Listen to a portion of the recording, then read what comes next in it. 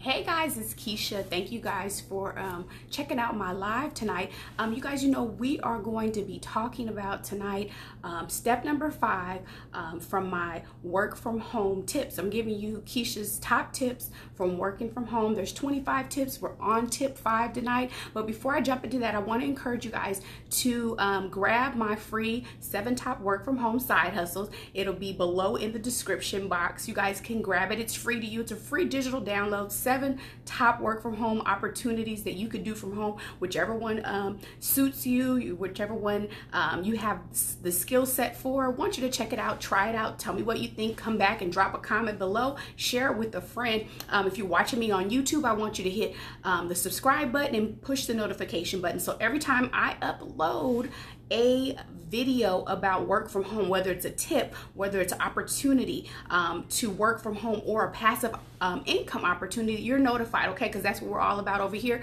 My goal on this channel is to help you intentionally get paid so you can fund your dreams. You guys know that I am an online entrepreneur and an advocate of working a side hustle. My goal is to help decrease the number of people who are living paycheck to paycheck.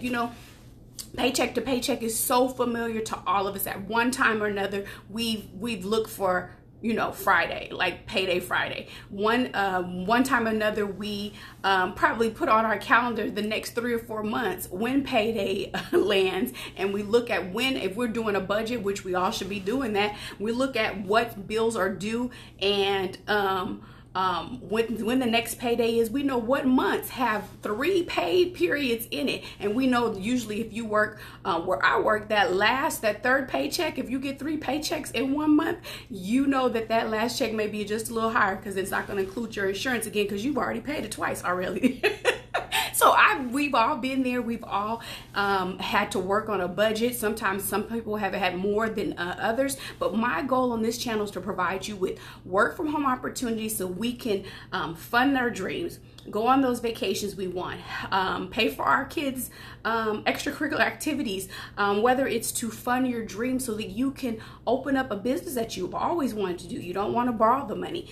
Work from home is a great opportunity. Once you start working from home, you get interested in so many other opportunities, and you're like, this is crazy. I didn't know all these opportunities were out here for me. So you want to jump right in. So I just wanted to share that with you tonight. We're going to be talking about number 5 tip for my work from home tips. And this one is basically, set boundaries for your work time. Do not let your work time slip into your personal time, your family time. A lot of times people are very apprehensive to work from home because they don't know how to really set their hours. So if you caught tip number 4 was telling you to set your work hours. This time we're talking about set the work hours and do not let your work time creep into your personal time. Do not let your work time invade your time with your children or your family. Do not let your work time,